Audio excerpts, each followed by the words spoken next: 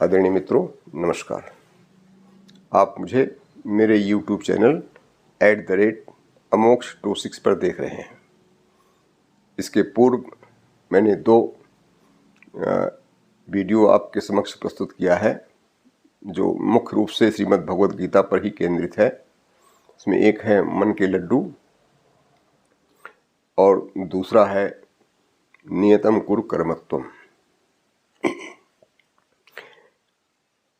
मन के लड्डू वाले शीर्षक में मैंने यह समझाने का प्रयास किया है कि श्रीमद् भगवद गीता किस तरह से उपनिषदों से भिन्न दृष्टिकोण रखती है, क्योंकि उपनिषदें जीवन को अभिलाषा की ओर केंद्रित करती हैं।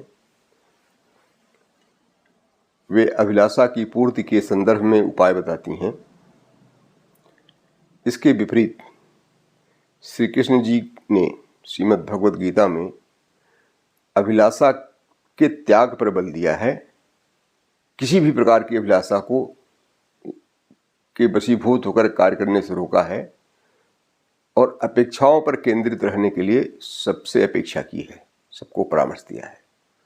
तो जहाँ उपनिषदों का निष्कर्ष जीवन की अभिलाषाओं को केंद्र में रख करके अभिलाषाओं की पूर्ति के लिए संसाधन बताना है, वहीं श्रीमद् भगवद गीता का उद्देश्य लोगों को अभिलाषाओं के त्याग के माध्यम से अपेक्षाओं पर केंद्रित करने का परामर्श दिया है। हम जब तक अभिलाषाओं को त्यागेंगे नहीं, तब तक हमारे मन मस्तिष्क में अपेक्षाओं के लिए जगह ही नहीं बन पाएगी। और अभिलाषा को त्यागने के उपरांत ही हम अपेक्षा की ओर अपने को केंद्रित करेंगे। और अपेक्षा क्या है? नियत कर्म करने की अपेक्षा है। अब नियत कर्म कैसे किया जा सकता है, नियत कर्म के प्रति क्या दृष्टिकोण होना चाहिए, इन सबको केंद्रित करके मैंने नियतम कुरु कर्मत्वम के वीडियो में अपनी बातें रखी हैं। वहाँ भी मैंने यही समझाने का प्रयास किया है कि नियत कर्म के विषयों का निर्धारण जब भी हम करना आरंभ करेंगे तो वह अपेक्षा नहीं होकर के अभिलाषा हो जाएगी।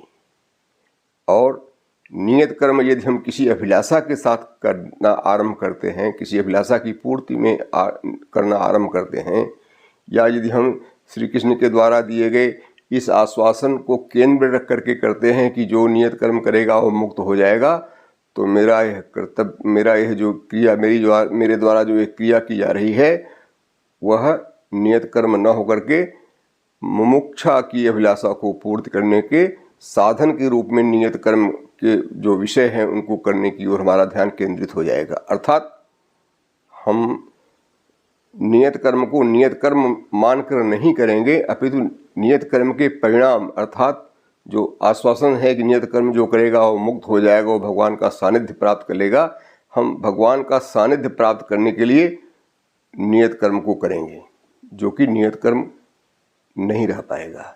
तो नियत कर्म का बड़ा स्पष्ट रूप से श्री कृष्ण जी ने अपने अभिमत में बताया है कि जो नियत कर्म है, जो लोक हित में के नियोक्ता के द्वारा निर्धारित किया जाता है, उसे करने के लिए सारी की सारी अभिलाषाओं को त्यागना पड़ता है और अपेक्षा को अपने दिमाग में रखना पड़ता है।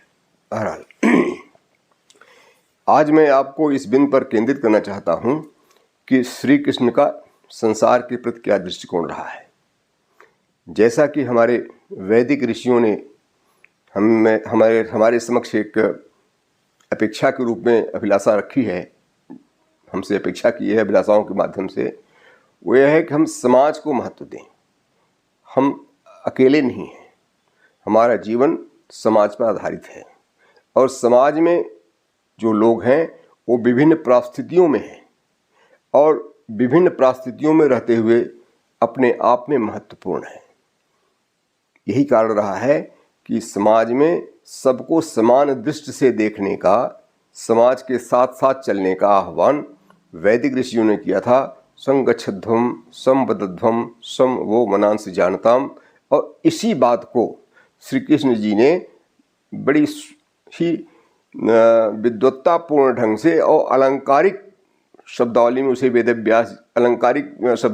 वेद व्यास जी ने प्रस्तुत किया है। जब श्री कृष्ण जी के मुखारबिंद से कहलाया जाता है कि विद्या विनय संपन्ने ब्राह्मणे गभिहस्तिनी सुनिचैव सुपाके च पंडिता समदर्शिनः। इस श्लोक के माध्यम से श्री कृष्ण जी यह कहना चाहते हैं कि किसी व्यक्ति विशेष की उसकी परिस्थिति के आधार पर महत्वपूर्ण समझे जाने के संदर्भ में बुद्धि रखना उचित नहीं है। किसी को हम महत्वपूर्ण इसलिए न समझें कि उसकी परिस्थिति समाज में बहुत अच्छी है या बहुत बड़ा काम कर रहा है, क्योंकि काम तो काम है। हमने कई बार समझाने का प्रयास किया है कि एक ट्रेन चलती है, अब उस ट्रेन में एक छोटे से नट का भी उतना ही महत्व है जितना महत्व इंजन का है, क्योंकि जब वो नट ढीला हो जाएगा तो इंजन को चलने में असुविधा होगी।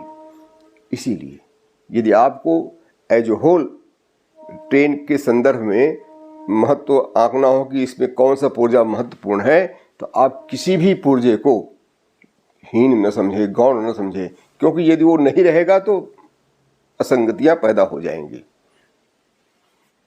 इसीलिए श्री कृष्ण जी ने कहा है कि विद्या विनय संपन्ने ब्राह्मणे गभिहस्तिनी सुनिचैव सुपाके च पंडिता समदर्शिनः। जो काम ब्राह्मण कर रहे हैं वह काम चांडाल नहीं करता है, किंतु जो काम चांडाल कर ले रहा है उस काम को ब्राह्मण भी नहीं कर सकता है। इस कारण जितना समाज के लिए जितना महत्वपूर्ण काम चांडाल का है उतना ही महत्वपूर्ण काम ब्राह्मण का भी है। तो ऐसी स्थिति में हम ब्राह्मण के काम के आधार पर ब्राह्मण को बहुत श्रेष्ठ समझें और चांडाल के काम के आधार पर चांडाल को हीन समझें, तो यह हमारा समाज के प्रति कुत्सित दृष्टिकोण होगा। मेरा नहीं, ये श्री कृष्ण जी का अभिमत है और यही अभिमत हमारे वैदिक ऋषियों का रहा है। जहां उन्होंने वर्ण व्यवस्था तो बनाई थी समाज के कार्यों के संचालन के लिए, किंतु वर्ण व्यवस्था के आधार पर किसी को हीन या किसी को उच्च नहीं समझा था। ऐसी स्थिति में यहाँ यह विचारणीय हो जाता है कि ये जो संसार है, संसार के प्रति इनका क्या दृष्टिकोण रहा है, विशेष करके श्री कृष्ण जी का। तो श्री कृष्ण जी का दृष्टिकोण संसार के संदर्भ में समझना है तो मैं 2 श्लोकों पर आपका ध्यान केंद्रित करना चाहता हूँ। एक है दूसरे अध्याय का शायद 6वां श्लोक है, ना सतो विद्यते भावो ना भावो विद्यते सतः उभयोरपि दृष्टोस्त्वनयोः तत्वदर्शिनः। श्री कृष्ण जी का कहना है कि जो असत है उसका भाव नहीं हो सकता, उसका अस्तित्व नहीं हो सकता है। असत का अस्तित्व संभव नहीं है और जिसका अस्तित्व है वह असत नहीं हो सकता है। ना सतो विद्यते भाव, जो असत है उसका अस्तित्व संभव नहीं है और जिसका अस्तित्व नहीं है वह उसकी सत्ता संभव नहीं है। तो जगत जो दृश्यमान जगत है, अनुभूयमान जगत है, उसका हम भाव के रूप में अनुभव करते हैं, उसके होने का अनुभव करते हैं। यदि जगत के होने का अनुभव करते हैं तो हम जगत को असत नहीं कर सकते हैं। क्यों? क्योंकि हम उसका अनुभव कर रहे हैं। जब जगत असत नहीं है तो जगत सत है। इसलिए श्री कृष्ण जी ने जगत को सत कहा है। और श्री कृष्ण जी का दूसरा जो दृष्टिकोण है जगत के संदर्भ में वह यह है कि जो प्रतीति होती है वह देश और काल के सापेक्ष होती है। एक ही समय में बाधक और बाधित और बाधक, यानी बाधक और बाधित या बाधित और बाधक दोनों ज्ञान एक ही समय में एक ही स्थान पर संभव नहीं है। इसे समझने के लिए आप इस श्लोक को समझें। अव्यक्तादीनि भूतानि व्यक्त मध्यानि भारत अव्यक्त निधनान्येव तत्र का परिदेवना। यह जगत वर्तमान अवस्था में आने के पहले अव्यक्त था। जो हमारे आपके संबंध है वो सब अव्यक्त थे, अज्ञात थे, अव्यक्त, और मरने के बाद भी अव्यक्त हो जाएंगे। संसार में परिवर्तन हो रहा है। तो जिस क्षण जो प्रतीति आपको हो रही है वह आपके लिए अव्यक्त है, और जो अव्यक्त है इसका मान लो वो भाव रूप में है, भाव रूप में है तो इसका मान लो वो सत है। तो कोई भी प्रतीति वो असत नहीं हो सकती है। प्रतीति हो रही है, उसके होने का अनुभव हमें मिल रहा है, अतः वह सत है, असत नहीं।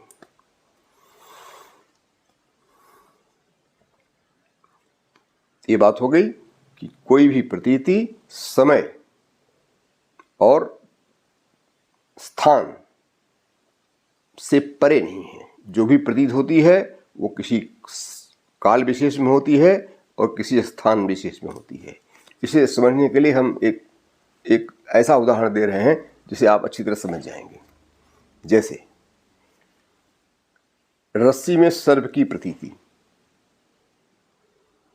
आप रस्सी टेढ़ी मेढ़ी देखते हैं, उसमें आपको सर्प की प्रतीत होने लगती है, आप डर जाते हैं, और तब तक डरते हैं जब तक आपको यह ज्ञात नहीं हो पाता है कि ये तो सांप नहीं है बल्कि रस्सी है। अब सांप नहीं, यह रस्सी है, ये जो ज्ञान होता है, यह ज्ञान तब आता है जब आप संतुष्ट हो लेते हैं अन्य तमाम उपयोगों के द्वारा, अन्य तमाम प्रयोगों के द्वारा जब आप संतुष्ट हो लेते हैं कि यह सांप नहीं अपितु रस्सी है। तो जो प्रथम प्रतीति है और द्वितीय प्रतीति जो हो रही है, प्रथम प्रतीति में आपको क्या हो रहा है, आपको टेढ़ी मेढ़ी पड़ी हुई रस्सी सांप जैसी दिख रही है। जब सांप जैसी, जिस क्षण तक सांप जैसी दिख रही थी उस क्षण तक तो आप डर ही रहे थे,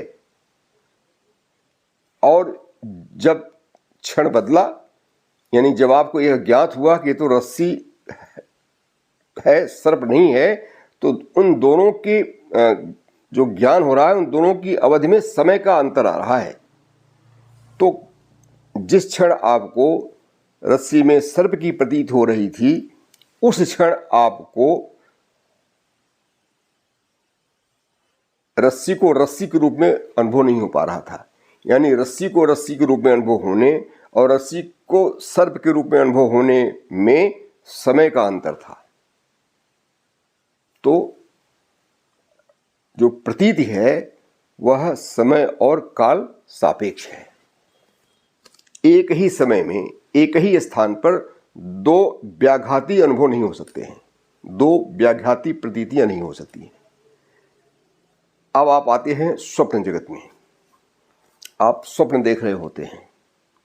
स्वप्न जगत, जब तक आप स्वप्न देख रहे होते हैं उस समय आपको यह बोध नहीं होता कि मैं स्वप्न देख रहा हूं। यह बोध कब होता है कि आप स्वप्न देख रहे थे, जब आप जग जाते हैं। तो जागृत अवस्था का जो समय है वो आपके सुषुप्ता अवस्था यानी स्वप्नावस्था के समय से भिन्न है। समय का अंतर है दोनों में। जब आप स्वप्न देख रहे होते हैं तब उस समय जो आप एक्शन करते हैं उसे सच जानकर ही करते हैं। आप उस स्वप्न में डरते हैं, आप स्वप्न में आनंद लेते हैं, आप स्वप्न में नाना प्रकार के भ्रमण करते हैं। इन सारी क्रियाओं में गुजरते हुए आपको उस समय नहीं अनुभव हो पाता है कि आप स्वप्न देख रहे हैं या ये सब झूठा है। ये झूठा तब अब अनुभव होता है जब आप जग जाते हैं। जब आप जग जाते हैं तब आपका स्मरण आता है यार तो तब आप अनुभव कर लेते हैं वो सारी बातें तो स्वप्न की थी। तो स्वप्नावस्था और जागृतावस्था में बाध्य बाधक ज्ञान का संबंध है। आपने स्वप्नावस्था के बाधक ज्ञान के रूप में जागृत अवस्था के अनुभव को आप देख रहे हैं, समझ रहे हैं, अनुभव कर रहे हैं। बाधक माना होता है जो मतलब उसको मिटा दे। जो स्वप्नावस्था का जो अनुभव था जागृत अवस्था में मिट गया, इसलिए स्वप्नावस्था का जो बाधक ज्ञान है वो जागृत अवस्था का ज्ञान है। रस्सी में जो सर्प की प्रतीत हो रही थी, जब आपको रस्सी की वास्तविकता का पता चल गया तब आपकी जो प्रतीति है वास्तविकता वह सर्प की प्रतीति का बाधक ज्ञान है। तो इस प्रकार से रस्सी में सर्प की प्रतीति का बाधक ज्ञान तो आपका अनुभव हो रहा है, आप देख ले रहे हैं, किंतु दोनों में समय का अंतर है।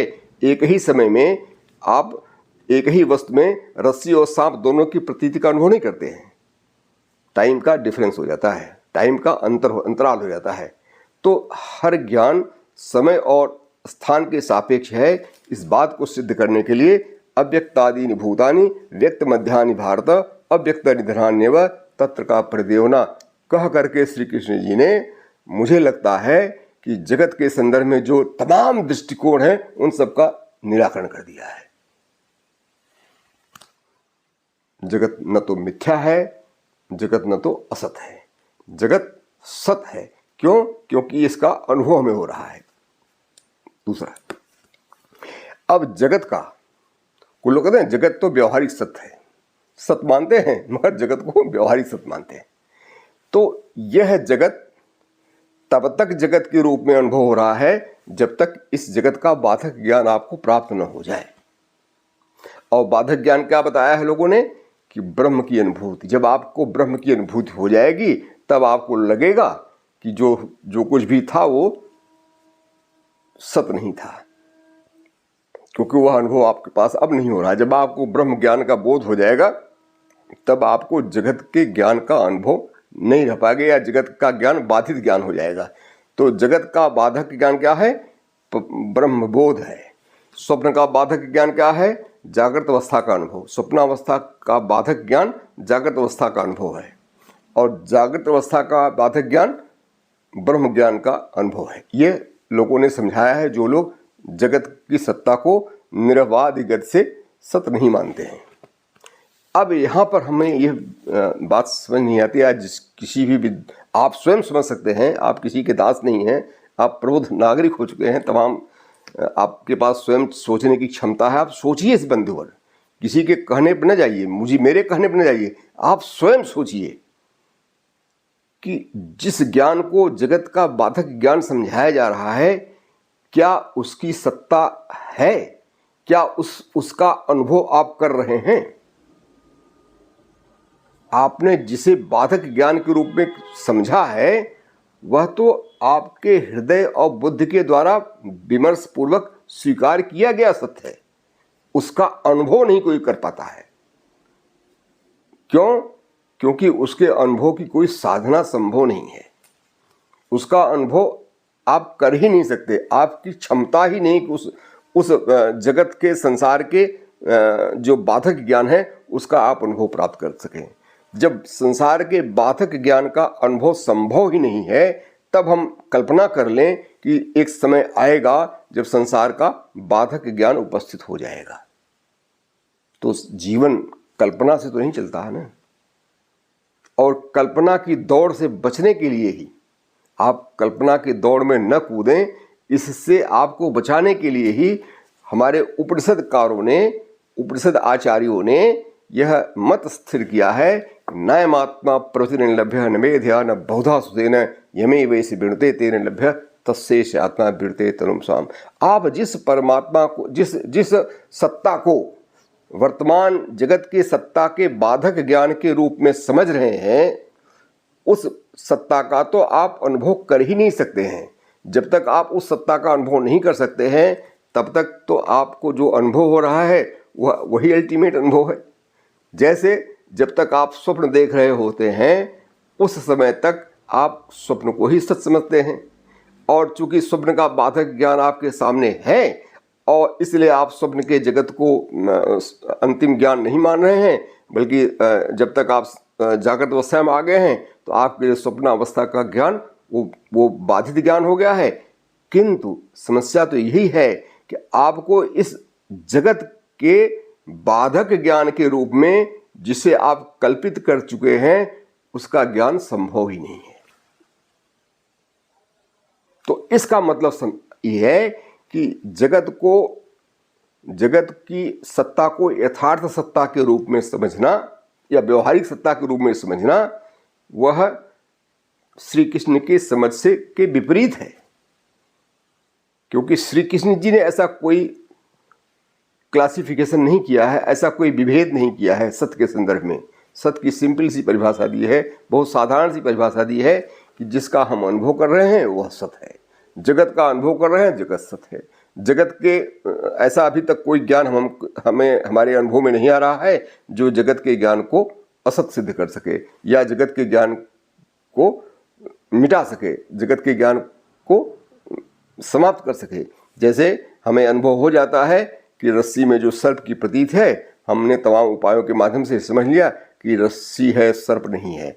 उसी तरह से यह जगत नहीं है बल्कि यह कुछ और है, इसका ज्ञान हमें नहीं हो पाता है क्योंकि इसका ज्ञान तो न होने की बात उन लोगों ने ही कह दिया है जो ब्रह्मबोध के संदर्भ में साधनाएं बताते हैं। अंत में थक हार करके यही कह दिया है कि नायमात्मा प्रवचन लभ्य न मे ध्यान बहुधा सुजन यमे वैसे बिड़ते तेन लभ्य तस्शेष आत्मा बिड़ते तनुम साम। तो श्री कृष्ण जी एक हाथ और आगे बढ़ जाते हैं। वो यह कहते हैं कि एक मनुष्य की क्षमता ही नहीं है कि वो परमात्मा का दर्शन कर सके, परमात्मा का साक्षात्कार कर सके, परमात्मा को बोध प्राप्त कर सके, भले ही परमात्मा उसे अपना दर्शन देने के लिए स्वयं उपस्थित क्यों न हो जाए। क्योंकि उपनिषदों ने माना है ना कि आपको परमात्मा का तो दर्शन हो जाएगा जब परमात्मा की इच्छा होगी। श्री कृष्ण जी का कहना है विराट रूप के दर्शन के माध्यम से उन्होंने यही समझाया है कि परमात्मा चाह करके भी परमात्मा आपको दिव्य दृष्टि दे देंगे, तब भी आप में क्षमता नहीं है कि आप परमात्मा का दर्शन कर लें। तो जो हमारी क्षमता ही नहीं है, जिसके ज्ञान, जो हमारा ज्ञान इसमें हो रहा है संसार के संदर्भ में, इसके बाधक ज्ञान को देखने की, इसके बाधक ज्ञान को समझने की क्षमता ही नहीं है, तो हम किस आधार पर इस संसार के परिस्थिति को अंतिम परिस्थिति नहीं मान रहे हैं। इसी कारण श्री कृष्ण जी ने कहा कि अनावश्यक रूप से दिमाग न लड़ाओ, एक सीधी सी परिभाषा ले लो कि जो जिस क्षण आपको प्रतीति हो रही है और उसका आपको अनुभव हो रहा है, तो समझो उस क्षण के लिए वह सत्य है। और वह तब तक सत्य है जब तक तुम्हें उसका बाधक ज्ञान नहीं हो पा रहा है। इस संसार का बाधक ज्ञान आपको संभव नहीं है, अतः यह संसार हमेशा के लिए सत्य है क्योंकि इसका हमें अनुभव हो रहा है। यह संसार, श्री कृष्ण जी ने संसार के संदर्भ में जो परिस्थिति बताई है, कहा है कि यह संसार परमात्मा ही है। इसी बात को उपनिषदों ने भी कहा था कि सर्वम खल्विदम ब्रह्म, जो कुछ भी है वह सब परमात्मा ही है। परमात्मा से भिन्न कुछ है ही नहीं, किसी की भी सत्ता नहीं है। जब ये संसार परमात्मा ही है तो इस संसार को तुच्छ और हे समझने का कोई मतलब ही नहीं होता है। यह तो तुच्छ या हे तब समझा जाता जब हमें एक ऐसी परिस्थिति के होने का बोध होता या ऐसी परिस्थिति का अनुभव होता जहां इस संसार के जो दुख हैं, इस संसार की जो व्याधियां हैं जिनसे हम उबते हैं, उनसे हम दूर हो सकते। इसीलिए श्री कृष्ण जी ने कहा है कि सुख दुखे समय कृत्वा लाभा लाभो जया जयो ततो युद्धाय युजस्व नैवं पापम वापसी। तुम इस चिंता में न रहो, इस आश्वासन पे न रहो कि ऐसा भी समय आएगा जब इस संसार के से सारे के सारे दुख दूर हो जाएंगे, जब इस संसार में केवल आनंद ही होगा। ऐसा कभी समय नहीं आने वाला है। और जो अपरिहार्य है, ऐसी स्थिति में जो अपरिहार्य है, उन परिस्थितियों का मुकाबला करना अपेक्षित है। उन परिस्थितियों से भागने की अभिलाषा को त्यागना अपेक्षित है। आप भाग करके जाएंगे कहाँ? वास्तविकता तो यही है कि आप जहां भी जाएंगे इन परिस्थितियों से आपको मुक्ति नहीं मिलनी है। जब इन परिस्थितियों से मुक्ति नहीं मिलनी है, इन परिस्थितियों के साथ जीना ही सीखिए। यही तो है कि जीवन के जो सबसे सक्षम होता है वही जीवित रहता है। तो सक्षम बनने का प्रयास कीजिए। संघर्ष में वही विजयी होता है जो परिस्थितियों से लड़ लेता है। तो परिस्थितियों से लड़ने की क्षमता प्राप्त कीजिए। और क्षमता के लिए तो श्री कृष्ण जी ने आपको पूरी जीवन शैली दे दी है कि आपको कैसे रहना है, सात्विकता से रहना है, तामसिक वृत्तियों से दूर रहना है, राजसिक वृत्तियों से दूर रहना है, सात्विक वृत्तियों से घिरे रहेंगे तो आपका मन पवित्र रहेगा। जब मन पवित्र रहेगा तो आप अच्छी अच्छी बातें सोचेंगे, फिर आपके अंतर्गत लोक कल्याण की भावना आएगी, फिर आप लोक कल्याण को समझ सकेंगे, फिर लोक कल्याण के लिए जो अपेक्षाएं होंगी आप उसमें अपना बखूबी योगदान दे सकेंगे। आप निर्णय लेने की परिस्थिति में होंगे तो अच्छा निर्णय लेंगे। यदि आप कार्यकर्ता की परिस्थिति में होंगे तो आप अच्छा कार्य करेंगे। संसार में दो ही परिस्थितियां हैं, या तो हम एक व्यवस्थापक के रूप में रहते हैं या व्यवस्था के कार्यकर्ता के रूप में रहते हैं। जब हम व्यवस्थापक रूप में रहेंगे तब भी हमारे दिमाग में लोक मंगल रहेगा। कब रहेगा? जब हमारा मन सात्विक होगा। इसलिए श्री कृष्ण जी ने सात्विक अन्न ग्रहण करने का परामर्श दिया है। इसलिए श्री कृष्ण जी ने सात्विक चित्त वृत्तियों के साथ रहने का परामर्श दिया है श्री कृष्ण जी ने। और जो तामसिक वृत्तियां हैं, जो राजसिक वृत्तियां हैं, उनसे मुक्त होने का परामर्श दिया है। जब आप तामसिक और राजसिक वृत्तियों से मुक्त हो गए और सात्विक वृत्तियों से घिरे रहेंगे तब आपके मन मस्तिष्क में, आपके दर्शन में लोक कल्याण दिखाई पड़ेगा। अन्यथा अभिलाषाओं के चक्कर में रह करके आप अपने तुच्छ स्वार्थ के लिए किसी का भी अहित कर देंगे, जैसे रावण ने किया था या तमाम राक्षसों ने किया था। अपने तुच्छ स्वार्थ के लिए तो लोग करते हैं। एक बलात्कारी, अत्याचारी, व्यभिचारी, दुराचारी, ये सब अपनी अभिलाषाओं की पूर्ति के लिए काम करते हैं। इनसे संसार के अन्य लोगों से कोई मतलब ही नहीं रहता है। स्वयं को विद्वान समझ लेंगे, दूसरों को हे समझ लेंगे। ये सब इसलिए होता है क्योंकि इनका मन पवित्र नहीं रहता है। तो आपको एक सभ्य नागरिक बनने के लिए आपको सात्विक मन की जरूरत पड़ती है, सात्विक भोजन की जरूरत पड़ती है, सात्विक परिवेश की जरूरत पड़ती है। ये है सात्विक वृत्तियों के साथ रहने का। इन सात्विक वृत्तियों के साथ रह करके आप सोच रहे हैं कि हम मुक्त हो जाएंगे, तो आप कृपया इस अभिलाषा से मुक्त होने का प्रयास कीजिए। आप इन सात्विक वृत्तियों से युक्त होकर के समाज के प्रति आपका दृष्टिकोण विकसित होगा। फिर आपको सुनिचैव स्वपाकेच पंडिता समदर्शनः का जो परामर्श है वह आपके मन मस्तिष्क में स्थान प्राप्त कर सकेगा। और जब तक आप हानि, लाभ, जय, पराजय आदि जो अभिलाषाएं हैं या जो परिणाम हैं उनके प्रति आप एक चित्त नहीं होंगे, उनके प्रति आप तटस्थ नहीं होंगे, तब तक आपको अपना नियत कर्म समझ में नहीं आएगा। जैसे स्थूल उदाहरण दें कि आप न्याय के पद पर बैठे हुए हैं, न्यायाधीश बने हुए हैं या किसी भी व्यवस्थापक रूप में हैं। यदि आपके अंतर्गत निरपेक्ष बुद्धि नहीं होगी तो आप व्यवस्था का सारा जो लाभ होगा अपने ही लोगों में वितरित कर देंगे। जैसे दुर्योधन ने किया था, कौरवों ने किया था। वो सारा का सारा लाभ राज के संदर्भ में जो भी संसाधन थे उसको अपनी अभिलाषाओं की पूर्ति के लिए लगा रहे थे। रावण अपनी अभिलाषाओं के लिए न्यूनतम से न्यूनतम कार्य करने में संकोच नहीं करता था। तो इसलिए आपके जो अभिलाषाओं में जो आनंद है उसकी जगह आप अपेक्षा पर केंद्रित कीजिए। अपेक्षा आनंद की नहीं है, अपेक्षा यशोमय आनंद की है। आनंद तो आपकी अभिलाषा हो सकती है, आनंद तो शूकर की भी अभिलाषा हो सकती है, एक राक्षस की भी अभिलाषा हो सकती है आनंद। किंतु यशोमय आनंद जो अपेक्षा है वह किसी के भी द्वारा, किसी भी लोक हितकारी व्यक्ति के द्वारा नहीं अपेक्षा की जा सकती है कि आप व्यभिचार करें, आप दुराचार करें, आप अत्याचार करें। यह अपेक्षा नहीं हो सकती है। अपेक्षा जब भी होती है वे सात्विक वृत्तियों से घिरे हुए व्यक्ति की सात्विक अपेक्षा होती है। इसलिए जो व्यवस्थापक लोग हैं उन्हें अत्यंत सजगता के साथ जीवन निर्वाह करने की आवश्यकता होती है। उनसे अपेक्षित है कि वे सात्विकता के साथ रहें, सात्विक वृत्तियों के साथ घिरे रहें, तामसिक वृत्तियों से, राजसिक वृत्तियों से अपने आप को दूर रखें।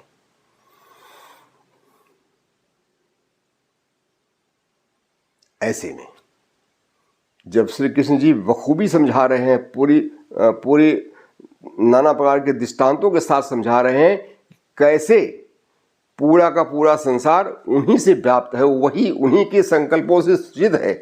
जो संसार परमात्मा के संकल्पों से सृजित है उस संसार को हम असत्य या मिथ्या कैसे कर सकते हैं। देखिए श्री कृष्ण जी या हमारे जो पूर्ववर्ती दार्शनिक रहे हैं, इन सब का जो उद्देश्य है जीवन को एक ऐसा मंगल पथ प्रदान करना है, जीवन के प्रति ऐसा दृष्टिकोण देना है जिसके आधार पर वे समाज में घट रही घटनाओं की अच्छी तरह से व्याख्या कर सकें। तो दर्शन का काम समाज में जो घटनाएं घट रही हैं उनकी एक तार्किक व्याख्या करना होता है।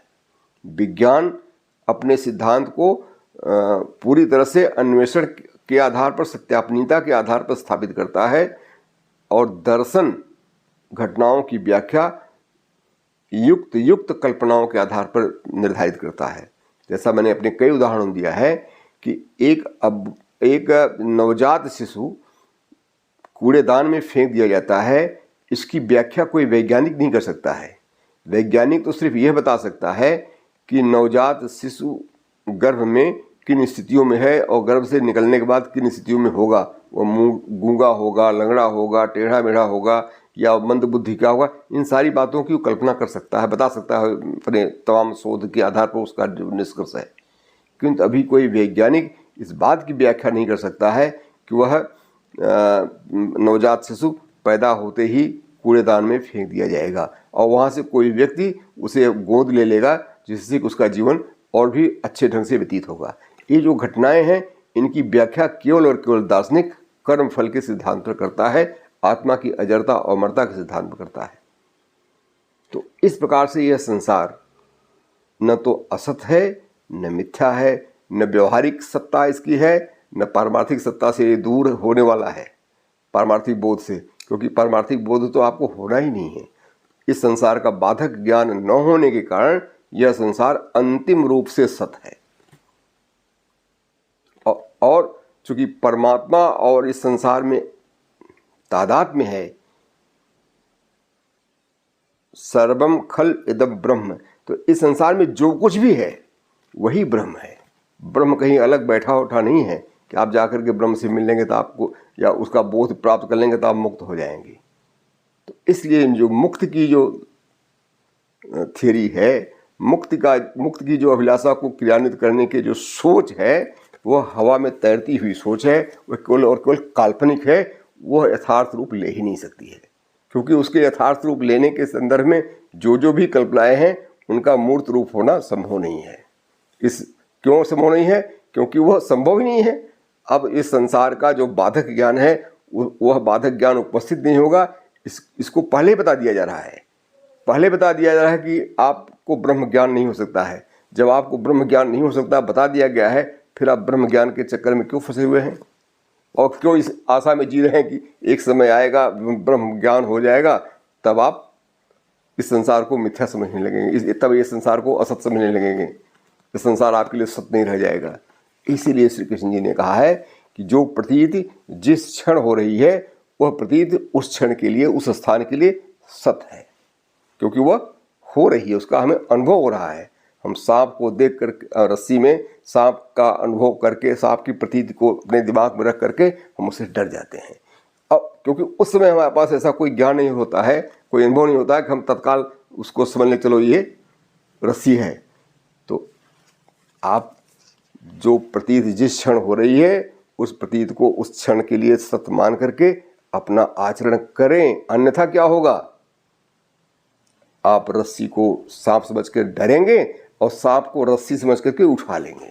हम कर क्या रहे हैं? यही तो कर रहे हैं।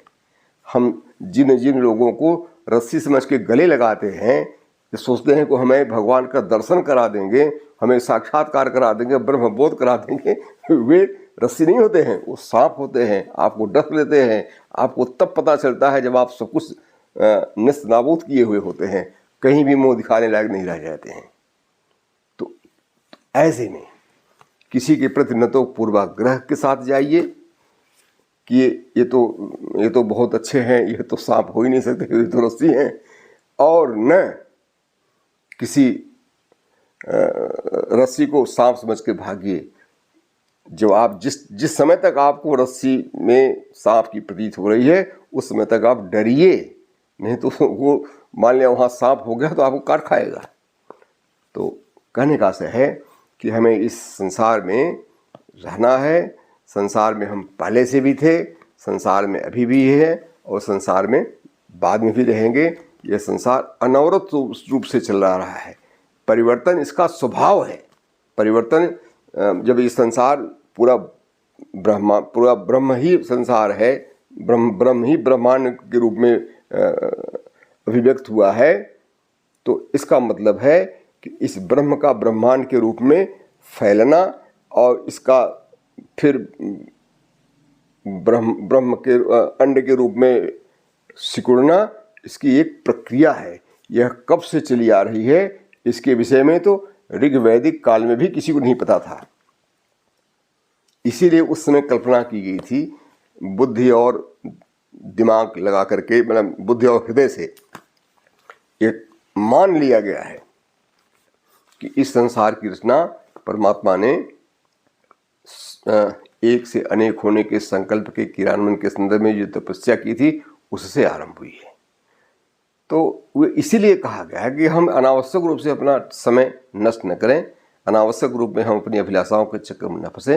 हम इस संसार में जो प्रतीति हो रही है उसे अंतिम मान करके इसकी बेहतरी के लिए काम करें, तभी हमें श्री कृष्ण के अपेक्षाओं पर खरा उतरने का सौभाग्य मिल सकेगा। अतः हमें अपनी सोच में परिवर्तन लाना है और अपनी अभिलाषाओं को छोड़ करके नियत कर्म को ढूंढने का प्रयास करना है, अपने अपेक्षाओं को समझने का प्रयास करना है और अपेक्षाओं को समझने के लिए हमें श्री कृष्ण जी के द्वारा बताई गई जीवन शैली का आचरण करना होगा। आज बस इतना ही।